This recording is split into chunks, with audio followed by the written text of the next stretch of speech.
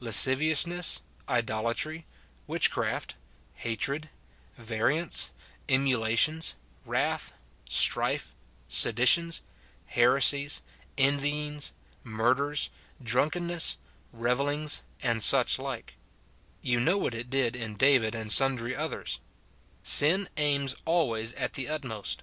Every time it rises up to tempt or entice, might it have its own course, it would go out to the utmost sin in that kind. Every unclean thought or glance would be adultery if it could. Every covetous desire would be oppression. Every thought of unbelief would be atheism, might it grow to its head. Men may come to that sin may not be heard speaking a scandalous word in their hearts, that is, provoking to any great sin with scandal in its mouth. But yet every rise of lust, might it have its course, would come to the height of villainy. It is like the grave that is never satisfied. And herein lies no small share of the deceitfulness of sin, by which it prevails to the hardening of men, and so to their ruin. Heb. 3:13. It is modest, as it were, in its first motions and proposals, but having once got footing in the heart by them, it constantly makes good its ground, and presseth on to some farther degrees in the same kind. This new acting and pressing forward makes the soul take little notice of what an entrance to a fallen off from God is already made. It thinks all is indifferent well if there be no farther progress. And so far as the soul is made insensible of any sin, that is, as to such a sense as the gospel requireth, so far it is hardened. But sin is still pressing forward, and that because it hath no bounds but utter relinquishment of God and opposition to him. That it proceeds towards its height by degrees, making good the ground it hath got by hardness, is not from its nature, but its deceitfulness. Now nothing can prevent this but mortification, that withers the root and strikes at the head of sin every hour, so that whatever it aims at, it is crossed in. There is not the best saint in the world, but if he should give over this duty, would fall into as many cursed sins as ever any did of his kind. 4. This is one main reason why the Spirit and the new nature is given unto us, that we may have a principle within whereby to oppose sin and lust. The flesh lusteth against the Spirit. Well, and what then? Why, the Spirit also lusteth against the flesh. Galatians 5:17. There is a propensity in the Spirit or spiritual new nature to be acting against the flesh, as well as in the flesh to be acting against the Spirit. So 2 Peter 1:4-5. It is our participation of the divine nature that gives us an escape from the pollutions that are in the world through lust.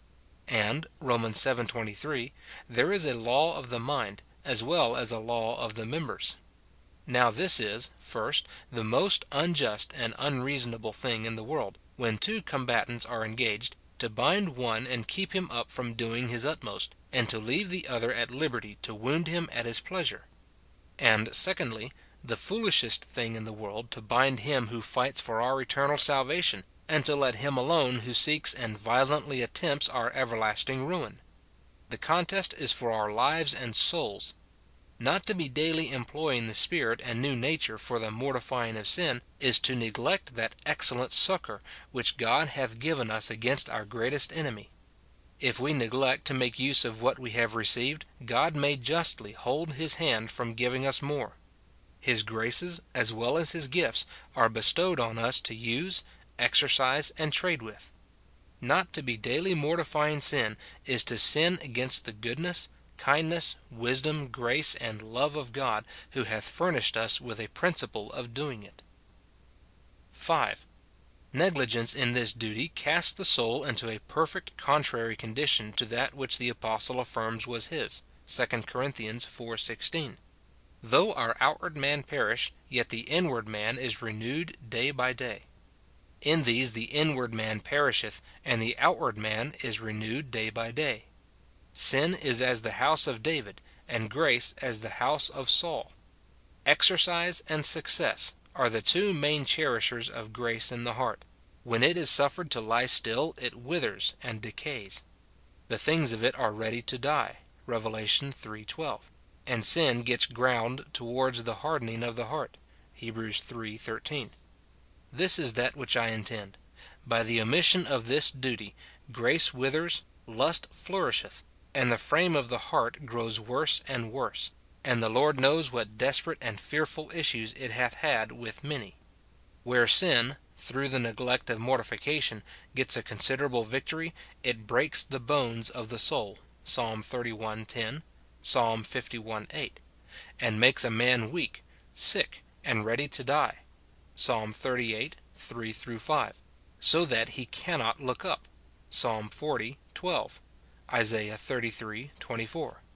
And when poor creatures will take blow after blow, wound after wound, foil after foil, and never rouse up themselves to a vigorous opposition, can they expect anything but to be hardened through the deceitfulness of sin, and that their souls should bleed to death? 2 John 8. Indeed, it is a sad thing to consider the fearful issues of this neglect, which lie under our eyes every day. See we not those whom we knew humble, melting, broken-hearted Christians, tender and fearful to offend, zealous for God and all his ways, his Sabbaths and ordinances, grown through a neglect of watching unto this duty, earthly, carnal, cold, wrathful, complying with the men of the world and things of the world, to the scandal of religion and the fearful temptation of them that know them? The truth is, what between placing mortification in a rigid, stubborn frame of spirit, which is for the most part earthly, legal, censorious, partial, consistent with wrath, envy, malice, pride, on the one hand, and pretenses of liberty, grace, and I know not what on the other, true evangelical mortification is almost lost amongst us, of which afterward.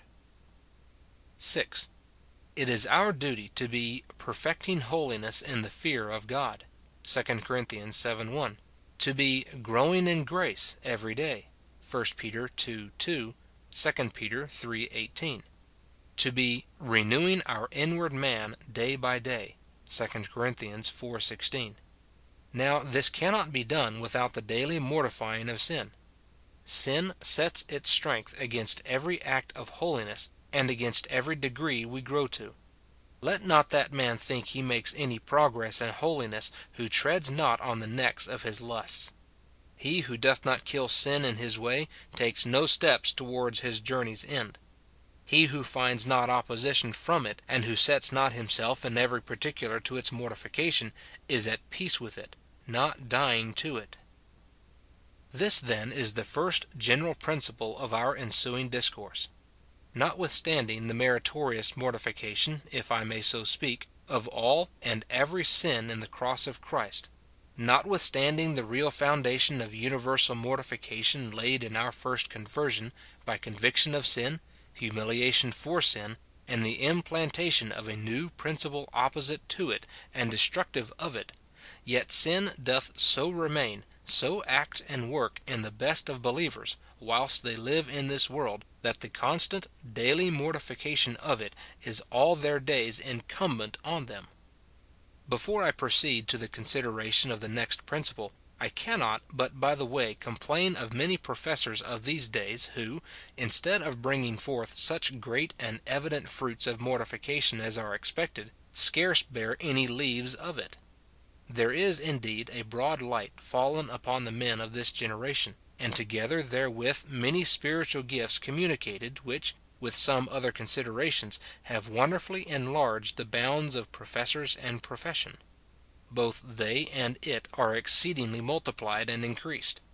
Hence there is a noise of religion and religious duties in every corner, preaching in abundance, and that not in an empty, light, trivial, and vain manner as formerly, but to a good proportion of a spiritual gift; so that if you will measure the number of believers by light, gifts, and profession, the church may have cause to say, "Who hath borne me all these?"